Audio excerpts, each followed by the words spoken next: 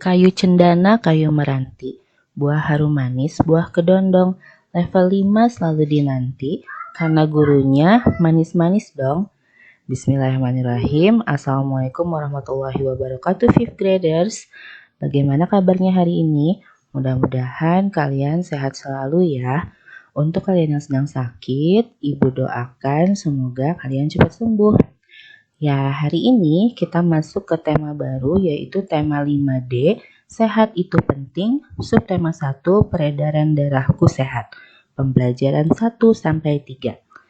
Sudah siap bukunya? Yuk kita mulai dengan berdoa dulu. Rabbi zidni ilman warzuqni fahman. Ya Allah, mudahkanlah aku dalam memahami ilmu hari ini. Amin.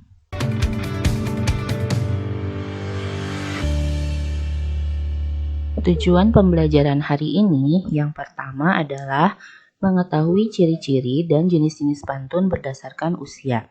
2. Mengetahui sistem peredaran darah pada manusia. Yang ketiga, mengetahui sistem peredaran darah pada beberapa hewan. Yang keempat, mengetahui perbedaan hak dan kewajiban.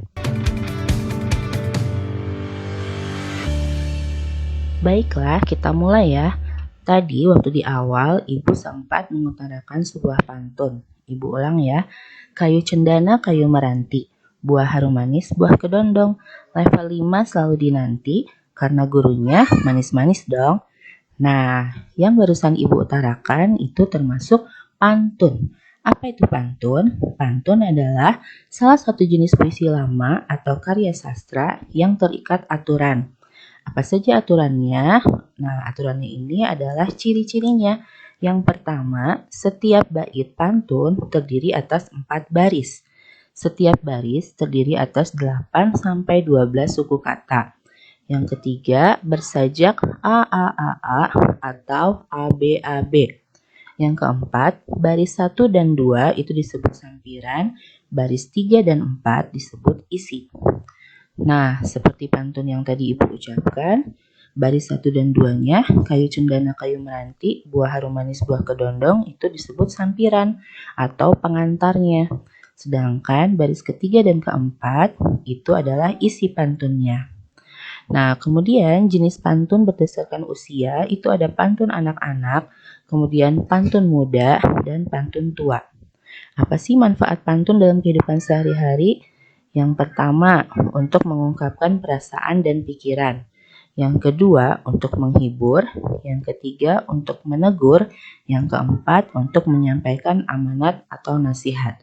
Kira-kira pantun yang Ibu ucapkan tadi, manfaatnya termasuk yang mana? Ya, betul. Itu hanya sebagai hiburan saja, sebagai ungkapan kerinduan pada kalian.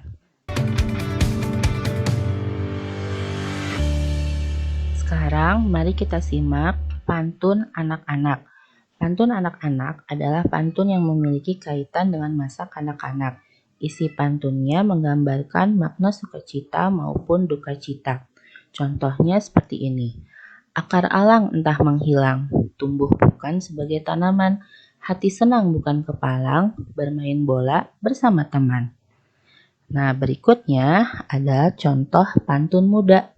Pantun muda adalah pantun mengenai kehidupan masa muda yang berisi atau bermakna perkenalan, hubungan asmara dan rumah tangga, perasaan, kasih sayang, iba, iri, dan lain-lain, serta nasib. Contohnya seperti ini. Padang berbunga dalam rimba, angin menderu dari kota baru, badan lama tidak bersua, kinilah kita baru bertemu. Nah, berikutnya adalah pantun tua. Pantun tua adalah pantun mengenai orang tua. Pantun tua terkait adat budaya, agama, dan nasihat. Contohnya pantun yang diutarakan oleh si cepot berikut ini. Tingkap papan kayu persegi, sampan sakat di pulau angsa, indah tampan karena budi, tinggi derajat karena bahasa.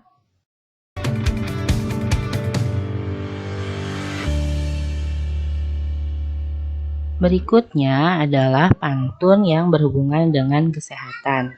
Boleh disimak ya pantun dari si Unyil berikut ini. Jika pergi ke Pulau Madura, harus lewat sebuah selat. Rajinlah berolahraga agar tubuh menjadi sehat. Nah, kemudian kita simak dari seorang tokoh yang fenomenal berikut ini. Siapa lagi kalau bukan Jarjit Singh. Ayam berkokok sangatlah kuat, sinar mentari mulai terpancar, sungguh senang jantungku sehat, peredaran darah menjadi lancar.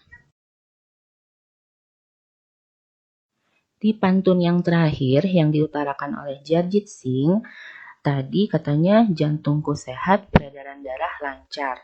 Apa itu peredaran darah? Kita lihat ya. Sistem peredaran darah berfungsi untuk menyebarkan berbagai zat penting seperti nutrisi atau sari-sari makanan dan oksigen dari jantung ke seluruh tubuh. Nah, coba kalian lihat gambar yang ada di pojok kanan bawah. Itu adalah gambar jantung dan juga pembuluh darah yang ada di tubuh manusia.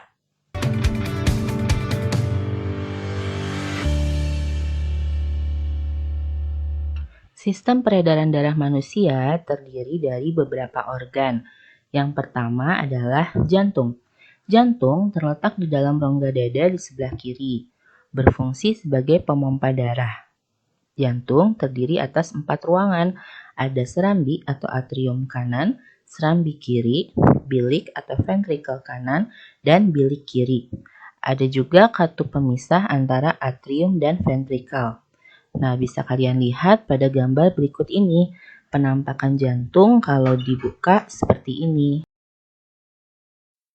Serambi kiri bertugas menerima darah bersih dari paru-paru. Darah bersih adalah darah yang kaya oksigen.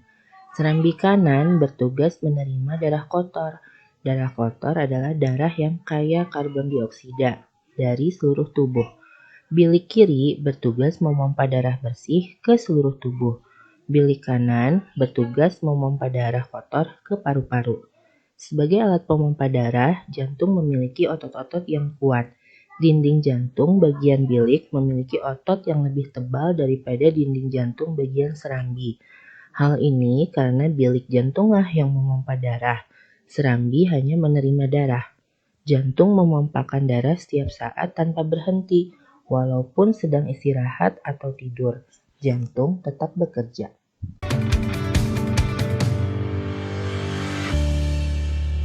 Organ pada sistem peredaran darah manusia yang kedua adalah pembuluh darah. Pembuluh darah ibaratnya seperti selang yang berfungsi sebagai tempat mengalirnya darah dari jantung ke seluruh tubuh dan sebaliknya. Ada 3 macam pembuluh darah.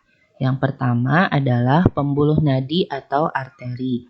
Pembuluh nadi atau arteri merupakan pembuluh yang mengalirkan darah dari jantung ke seluruh tubuh.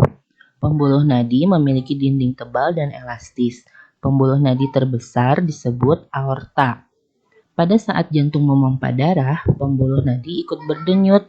Kita dapat merasakan denyut nadi dengan cara meraba atau menekan pembuluh nadi pada pergelangan tangan atau bagian leher di bawah telinga. Jumlah denyut nadi yang kita rasakan sama dengan jumlah denyut jantung.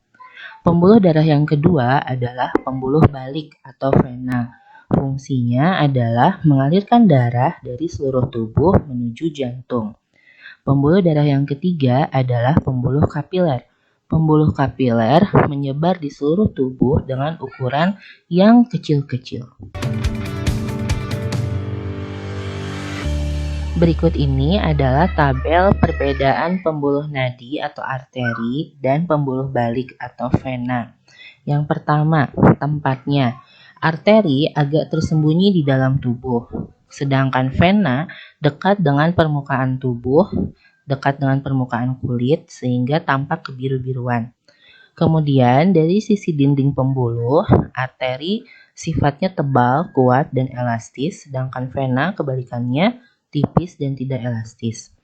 Aliran darah arteri meninggalkan jantung sehingga fungsinya mengedarkan oksigen ke seluruh tubuh.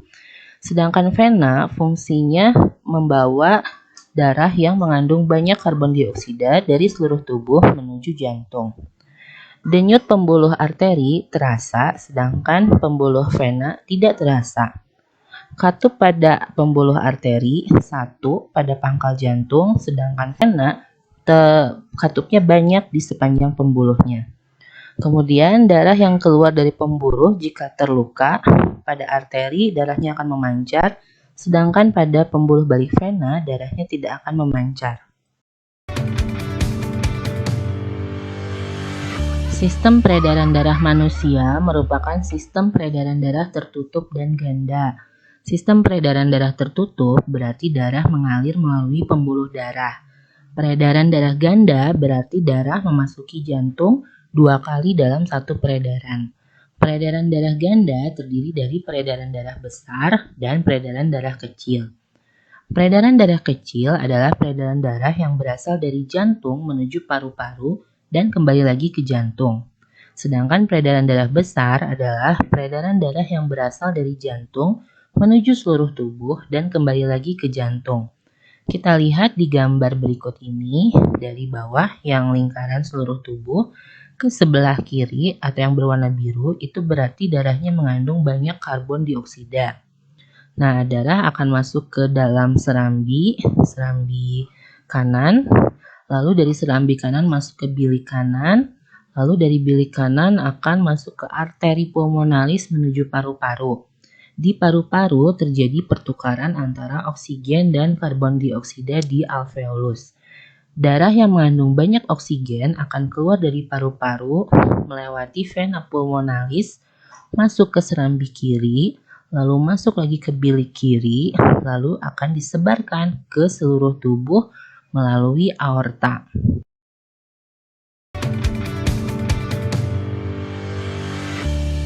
Berikutnya, kita akan mempelajari sistem peredaran darah pada hewan.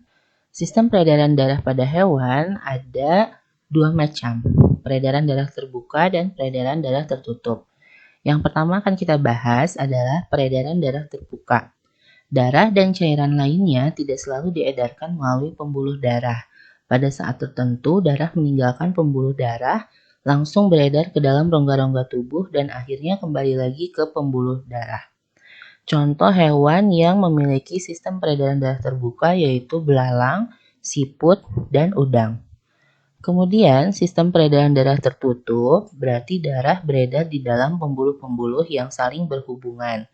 Hewan-hewan yang memiliki peredaran darah tertutup diantaranya adalah cacing tanah, ikan, amfibi, contohnya katak, kemudian reptil, contohnya kura-kura, ada aves atau keluarga burung, dan juga mamalia.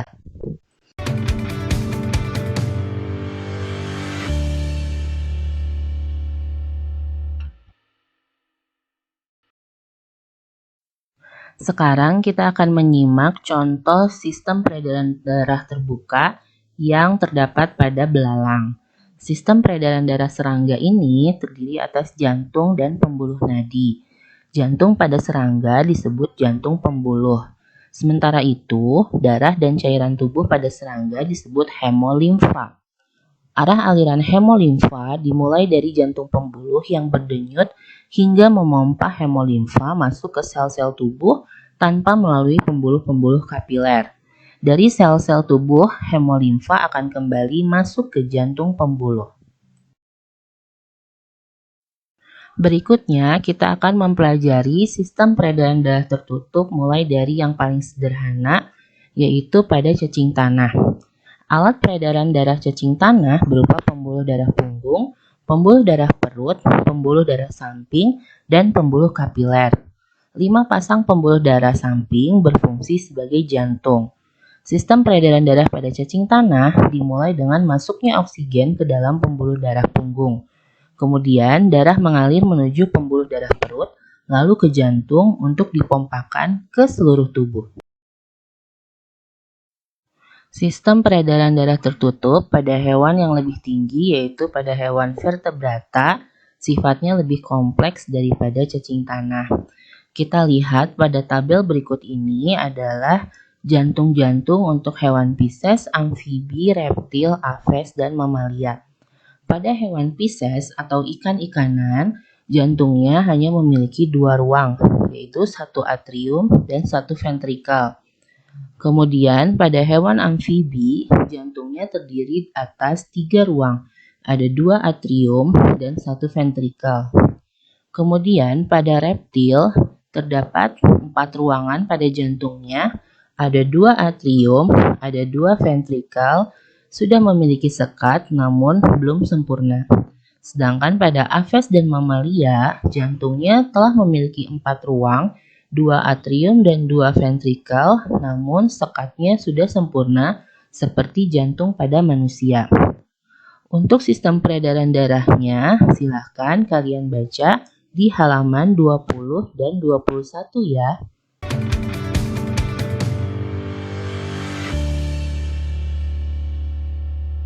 Setelah kita mempelajari sistem peredaran darah pada hewan, kita berpantun lagi yuk. Rambutku lebat, rambutku subur, tidak dapat dipasang jepitan. Tubuhku sehat, ku ucap syukur, darah mengalir tanpa hambatan. Ada satu lagi nih pantunnya. Turun ke paya memetik kangkung, hati senang dibantu si dia. Bergotong royong penduduk sekampung, hasil mufakat hidup bahagia. Ngomong-ngomong tentang gotong royong, mari kita perhatikan gambar berikut ini. Pada gambar tersebut, tampak beberapa warga sedang bergotong royong membersihkan selokan. Nah, pada gambar tersebut tentu saja terdapat hak, kewajiban, dan tanggung jawab dari setiap warganya. Haknya adalah mendapatkan lingkungan tempat tinggal yang bersih. Oleh karena itu, kewajibannya adalah kita harus membersihkan lingkungan di sekitar tempat tinggal kita. Tanggung jawabnya tanggung jawab siapa? Tentu saja tanggung jawab setiap diri kita masing-masing. Karena jika kita menginginkan lingkungan yang bersih, maka kita berkewajiban untuk membersihkannya dengan kesadaran sendiri. Nah, berarti kita dapat mendefinisikan hak adalah sesuatu yang mutlak menjadi milik seseorang dan penggunaannya tergantung kepada orang yang bersangkutan. Kewajiban adalah sesuatu yang harus dilakukan dengan penuh rasa tanggung jawab.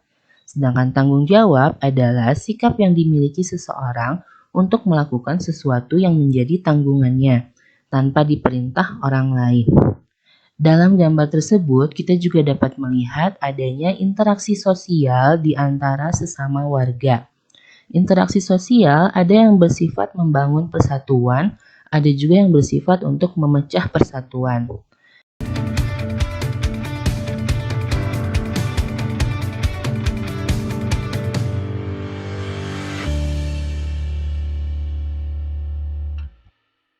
Untuk mengikat ilmu yang diperoleh hari ini, silakan kalian kerjakan latihan soal-soal berikut ini di buku paket kalian. Selamat mengerjakan, tetap sehat, cerdas, semangat! Baiklah, Ibu cukupkan untuk pembelajaran hari ini. Mari kita tutup dengan membaca hamdalah bersama-sama. Alhamdulillahirrabbilalamin. Sampai bertemu lagi di lain waktu. Wassalamualaikum warahmatullahi wabarakatuh.